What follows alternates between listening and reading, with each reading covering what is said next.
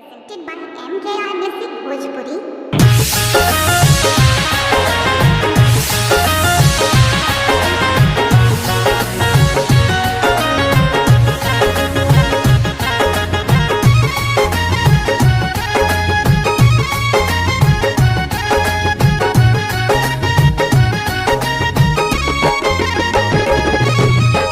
सुतलो पाओ करना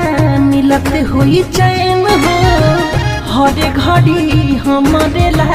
हुई बेचैन हो अखिया के काजरा धोवत हुई हो अखिया के काजरा धोवत हुई हो हमारा बिना एगो पगली रोवत हुई हो हमारा बिना एगो पगली रोवत होई हो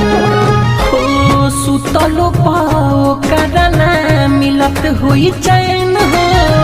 हरे घड़ी हमारे ला हुई बेचैन हो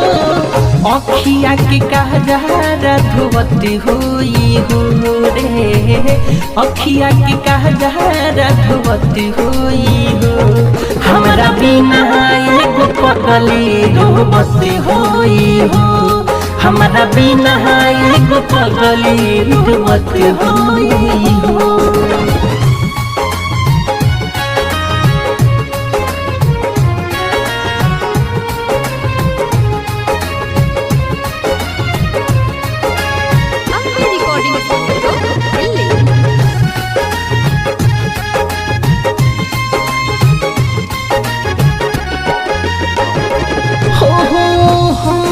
के देखे हरदम खिड़की के छेद से हाथ कटले रहे हमरे चलते ब्लेड से हो हमरे के देखे हरदम खिड़की के छेद से हाथ कटले रहे हमरे चलते ब्लेड से हाथ कटले रहे हमरे चलते ब्लेड से कैसे निकाल पाई हमारा के मन से हमरे से प्यार करे ले बचपन से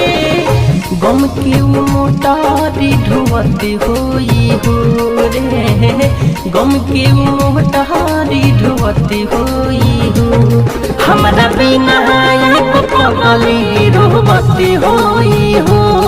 हमारा बिना एगो पगली रोवत होई हो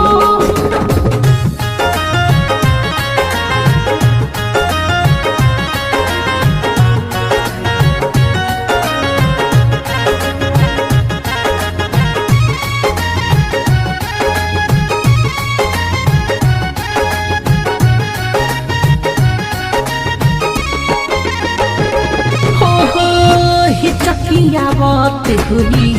खैला के बाद हो निर्मल जोगिस के जहब करत हुई याद हो हिचकियावत हुई खैला के बाद हो निर्मल जोगेश के जब करत हुई याद हो निर्मल जोगेश के जब करत हुई याद हो चले गई भले हमारा जिंदगी से निकाल के भूले नहीं पाई अपना मिठू मार सहल के दिनों राती रही आज हद होई हो दिनों राती रही आज हद होई हो हमारा बिना एगो पगली रोवत होई हो हमारा बिना एगो पगली रोवत होई हो सुतलो पाओ करना मिलत हुई चैन हो हरे घड़ी हमारे ला हुई बेचैन हो